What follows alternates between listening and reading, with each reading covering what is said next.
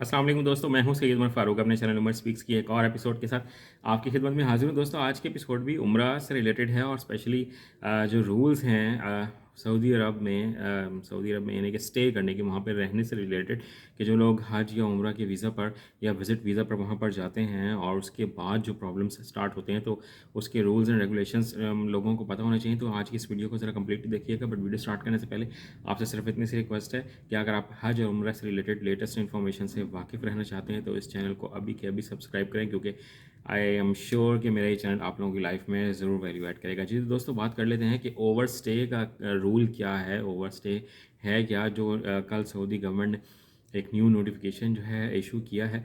ठीक है, मैं उसका आपको उर्दू में ट्रांसलेट करके मैं आपको बता देता हूँ, उर्दू में तर्जुमा करके, कि उन्होंने उस नोटिफिकेशन में आखिर कहा क्या है। ओवर स्टे मतलब ये होता है कि जितने दिन का आपको वीज़ा मिला हुआ है, आप उससे ज़्यादा सऊदी अरब में अपना स्टे करते हैं, क़याम करते हैं, और वो गैर कानूनी होता है, तो उसके रूल्स को मज़ीद तब्दील कर दिया गया है। मैं ये आपको ज़रा पढ़ के सुना देता हूँ कि जनाब, सऊदी गवर्नमेंट की तरफ से ओवर स्टे की पॉलिसी में मज़ीद तरमीम कर दी गई है, मतलब चेंजिंग कर दी गई है। नए नोटिफिकेशन के मुताबिक ओवर स्टे होने की सूरत में जो भी हाजी होगा, चाहे वो उम्रा का हो या हज का हो प्रॉपरली, उसको 50,000 सऊदी रियाल का जुर्माना होगा और 6 महीने की कैद हो सकती है।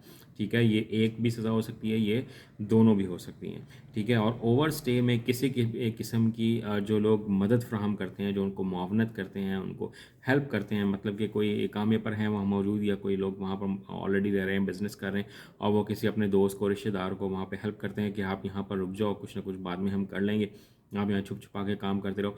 तो उसमें जो हेल्प करने वाले जो बंदे होंगे, उनको 1 लाख सऊदी रियाल का जुर्माना होगा और 6 महीने की कैद।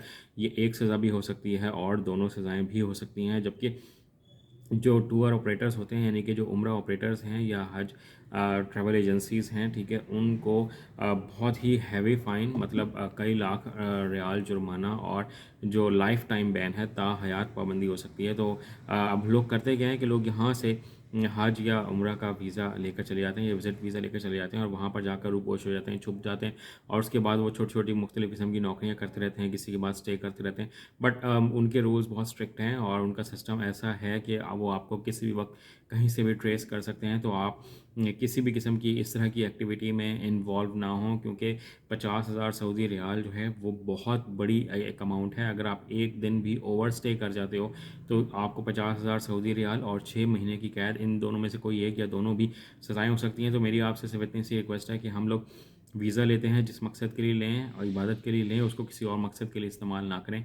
और टूर ऑपरेटर्स को भी आप उसमें बेचारों को ख़राब ना करें, क्योंकि आप किसी के चेहरे पे तो नहीं लिखा ना कि टूर ऑपरेटर उसको पहचान ले कि यार ये वहाँ जाकर बंदा गायब हो जाएगा।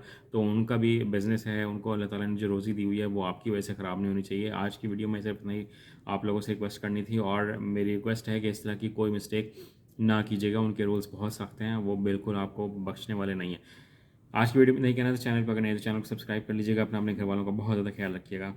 अल्लाह हाफ़िज़।